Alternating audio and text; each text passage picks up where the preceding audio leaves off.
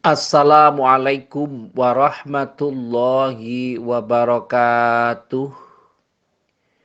Bismillahirrahmanirrahim.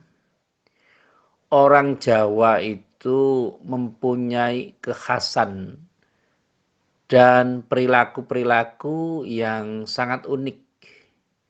Artinya segala sesuatunya dilakukan dengan pertimbangan yang matang dan perhitungan-perhitungan yang sesuai dengan apa yang mereka pelajari.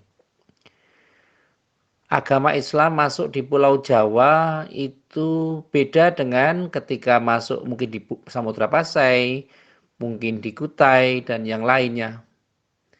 Karena orang Jawa sangat mempunyai pertimbangan dan perhitungan yang sangat matang.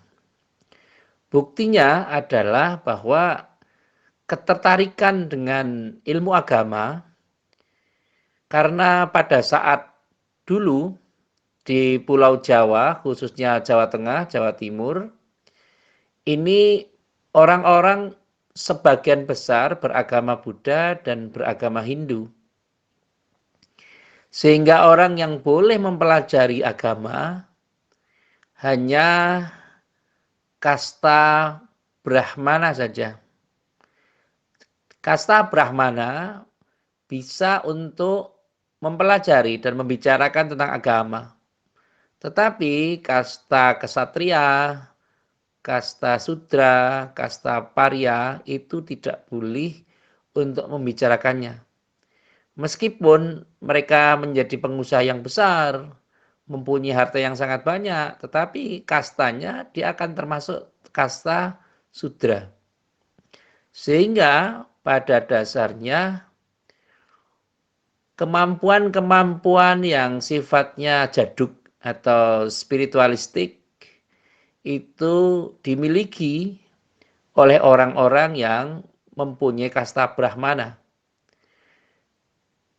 Dan kasta Brahmana ini kadang-kadang mempunyai potensi-potensi yang sangat baik untuk bisa mengajarkan sesuatu. Dan uniknya dulu ketika orang Hindu berkuasa di Pulau Jawa atau di Tanah Jawa, mereka belajar Tripitaka, mereka membaca Sutasoma dan sebagainya, itu orang-orang yang masyarakatnya tidak boleh mempelajari agama. Yang buruh ya menjadi tetap buruh, yang menjadi pengusaha ya pengusaha, yang jadi kesatria ya kesatria, tapi mereka tidak boleh untuk belajar agama. Sehingga memantik sebuah kondisi masuknya orang-orang Muslim di Pulau Jawa hanya bisa diimbangi dengan wali. Wali adalah bentuk dari pembahasaan yang jika dijadikan sebagai sebuah kesetaraan, maka wali itu setara dengan Brahmana. Hanya perbedaannya waktu itu wali itu mempunyai visi yang luas yang bisa manjing ajur-ajur. Sebagaimana ketika Islam masuk di Pulau Jawa tahun 1400 itu Majapahit sudah mempunyai raja namanya Kertabumi atau Kertanegara.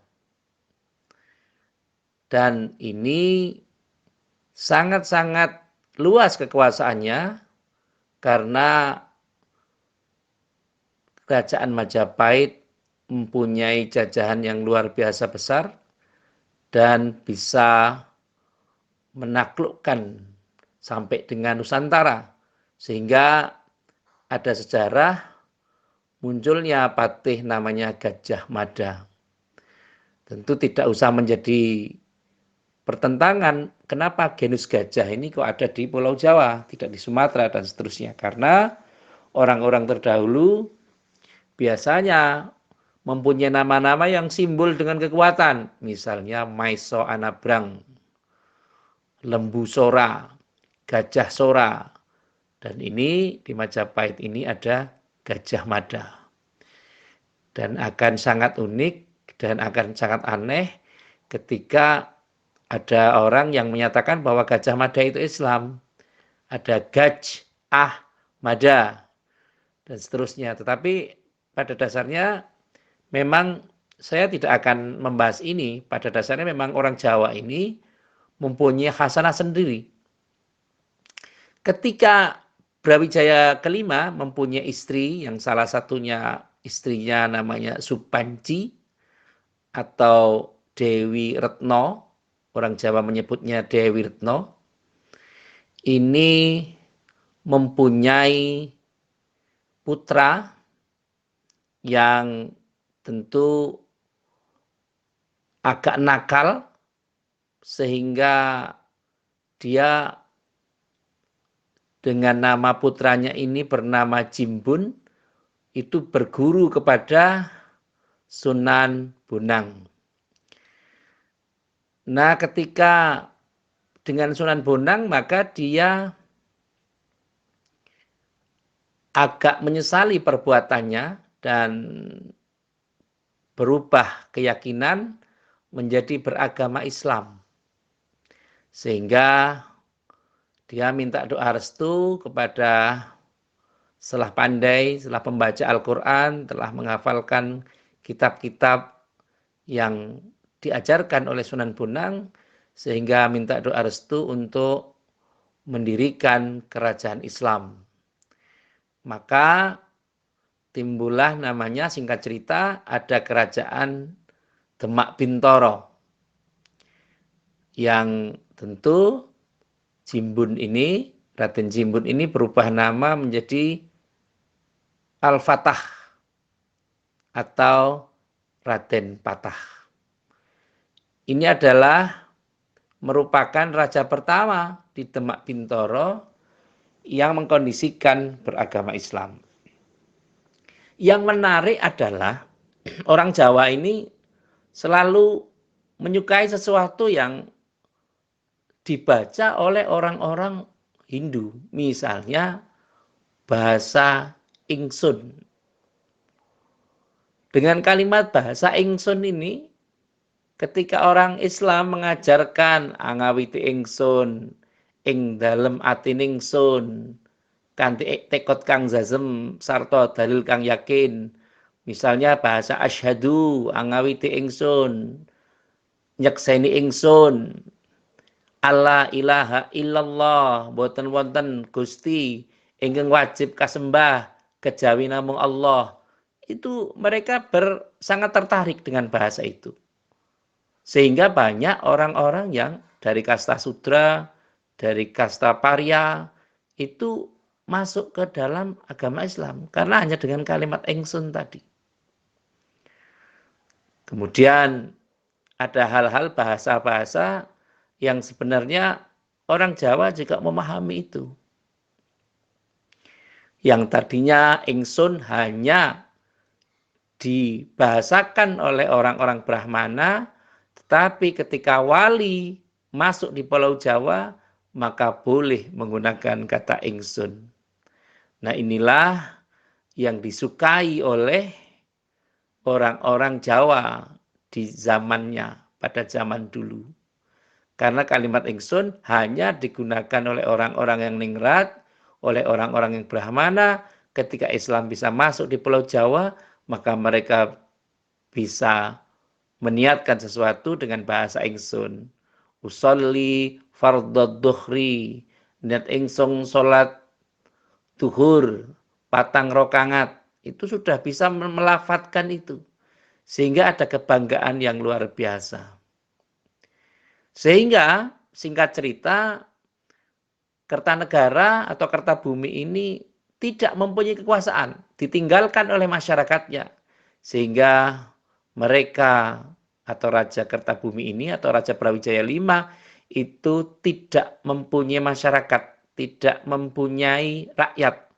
Sehingga beliau secara kondisi meninggal dunia atau meninggalkan bumi ini, kemudian muncullah sengkalan sirna ilang kertaning bumi. Sirna itu 0, ilang juga 0, kertaning bumi itu kerto itu 4, bumi 1. 1400 atau 1440.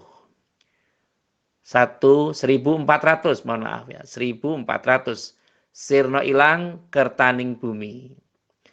Ini juga memberikan sebuah kondisi bahwa orang Jawa mempunyai perilaku-perilaku yang cukup luar biasa. Mengapa pada saat lalu ketika ada sejarah itu dicerminkan bahwa Sunan Bonang itu mampu mengubah kolang-kaling menjadi emas, yang muridnya Sunan Bonang adalah Sunan Kalijaga atau Sunan Kalijogo, karena dikondisikan orang-orang Jawa musuhnya adalah Brahmana.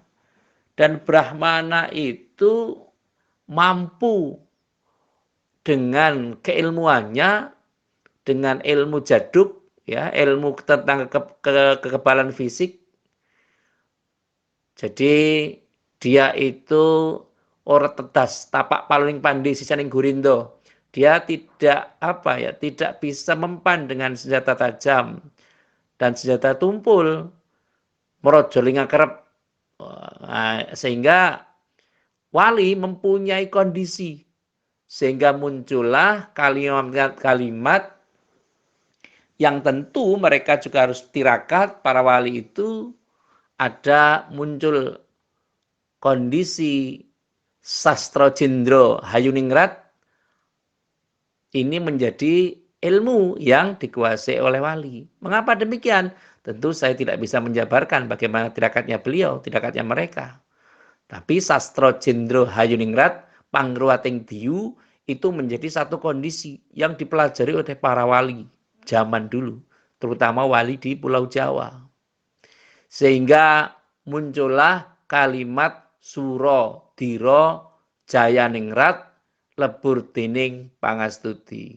Suro Diro itu segala sesuatunya yang mempunyai kekuatan besar akan lebur dengan kalimat tadi, kalimat la ilaha illallah. Lebur dening pangastuti. Nah, orang dulu mengatakan la ilaha illallah kangelan, agak susah. Maka disebut kalimat Sastro Jendro Hayuningrat Pangruating Diyu. Proses-proses ini tentu sangat panjang kondisinya. Tetapi ini merupakan sejarah yang harus diketahui sama-sama. Nah, kembali kepada proses ini, orang Jawa itu mempunyai konektivitas untuk mencari ketuhanan agak susah. Karena orang Jawa waktu itu sebelum Islam masuk hanya mengenal namanya tan kena kinaya ngopo. Sing ono malah dudu. Terus jadi kalau seperti ini membuktikan bahwa orang Jawa mempunyai kondisi, ada yang disembah. Namanya Sang Hyang Toyo atau Sang Hyang Taya. Kenapa demikian? Sing diduga ana jebul dudu. Padahal kondisinya ternyata dianggap batu, ternyata bukan. Matahari ternyata juga bukan. Terus hewan ternyata juga bukan. Dulu pernah kondisi lembu andini, sapi yang diperagungkan, yang diistimewakan secara kondisional. Sehingga ada beberapa daerah di Kudus, di Bali, atau di bagian pulau Indonesia menyatakan kalau sapi atau ya sapi itu atau lembu itu menjadi hewan yang dikeramatkan untuk tidak dipotong, tidak disembelih. Sebagaimana di Kudus juga kalau Idul Kurban mereka juga tidak mengorbankan sapi. Nah, oleh Sunan Kudus atau Ja'far Shadiq itu diganti dengan kerbau. Ini membuktikan bahwa proses untuk mencari ketuhanan ini agak susah. Nah, maka Islam memunculkan Allah, Allahu, la ilaha illallah. Nah, ini orang-orang Jawa dulu susah untuk melafalkan Allah. Allahu itu agak susah. Maka orang dulu karena susahnya kalimat, karena di Jawa ini adanya hanya Hono Coroko, Toto Sowolo, podo joyonyo moko bodongo, maka dia mengatakan hong ilaheng. Itu dari kata Allahu, Allahu hong ilaheng. Proses-proses ini tentu akan sangat berkelanjutan sehingga orang-orang Jawa juga mempunyai khasanah berbeda. Maka mungkin lidah Jawa itu berbeda dengan lidah Arab. Karena orang Jawa punya hono coroko toto sowolo podo joyo moko bodongo, tetapi orang Arab kita mempunyai abajadun hawazun khotoyakun, jadi aba tak sak jim hak ho. Nah ini membuktikan karena orang Jawa mengejawantahkan membaca itu agak susah, maka dia mempunyai persepsinya tersendiri. Maka mengapa? Pertanyaan berikutnya adalah mengapa waktu itu orang Jawa itu sakti-sakti mempunyai Aji Bandung Bondowoso. Yang Aji Bandung Bondowoso ini bisa mengangkat sesuatu yang berat. Ya, engsun mata Aji Bandung Bondowoso. Nah, itu model seperti itu. Dan prosesnya orang Hindu atau orang Buddha ini bisa namanya mukso. Ilang musno sakraganipun. Jadi antara ruh dan jasad itu hilang semuanya. Maka yang gagal paham, yang gagal mukso itu menjadi jenglot. Jadi kalau pendengar semua atau penyenengan semua paham tentang jenglot itu adalah gagal proses. Jadi harusnya mukso maka menjadi tidak jadi karena memang secara keilmuan dia tidak tatas. Tatas, titis, tetes.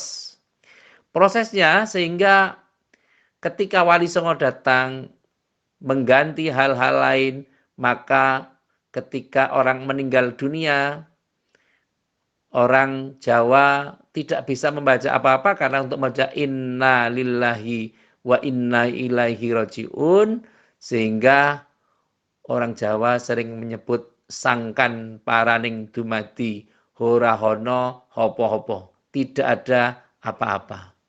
Ini yang menjadikan orang Jawa mempunyai sakralitas yang tersendiri sehingga sulit untuk dimasuki oleh agama Islam. Jadi pada intinya mengapa wali demikian? Karena wali juga mempunyai ilmu-ilmu tertentu, namanya ilmu kasyaf. Bagaimana ngerti sakduruning winarah, bisa mempunyai ilmu laduni, memahami sesuatu yang kadarnya sangat-sangat luar biasa. Dan itu dikagumi oleh orang-orang Jawa. Sehingga Jawa bisa dimasuki oleh agama Islam, oleh Wali Songo dengan cara yang mudah, dengan budaya. Kalau kita cermati juga, secara kondisi gamelan pun akan berbeda. Kalau kita mengerti di luar Jawa, itu tidak ada gamelan. Tapi di Jawa ada gamelan. Dan gamelan itu pun secara penabuhannya itu agak rumit. Karena ada patet 6, ada patet menyuro, dan ada patet songo. Patet itu artinya adalah galenganing nut, atau orang sering mengatakan bagaimana pengkondisian dari manusia lahir, dewasa, sampai dengan mati. Maka pada dasarnya patet 6, patet menyuro, dan patet songo itu lambang bahwa manusia dilahirkan, manusia dewasa, kemudian manusia akan meninggal dunia.